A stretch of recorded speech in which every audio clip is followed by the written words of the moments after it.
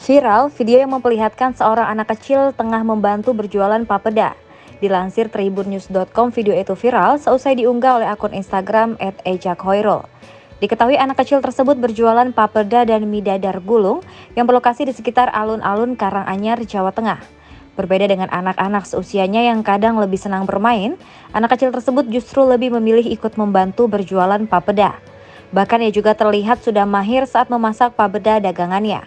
Terlihat tak ada keterpaksaan pada anak kecil tersebut dalam berjualan. Justru ia terlihat senang ketika bisa membantu berjualan papeda. Saat dikonfirmasi tribunnews.com, pengunggah bernama Eja Hoirul tersebut mengaku videonya telah dibuat sejak 23 April 2022 yang lalu. Eja mengaku merekam anak kecil yang berjualan papeda tersebut karena ingin banyak orang yang tahu, sehingga papeda yang dijual anak kecil yang bernama Rian ini bisa makin laris. Selain itu, Eja juga ingin agar video unggahannya itu bisa memberikannya motivasi bagi yang menonton. Eja menuturkan Rian membantu berjualan hampir setiap hari bersama kakak sepupunya.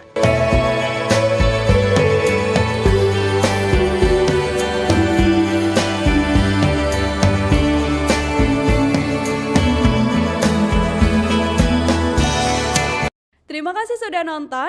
Jangan lupa like, subscribe, dan share ya.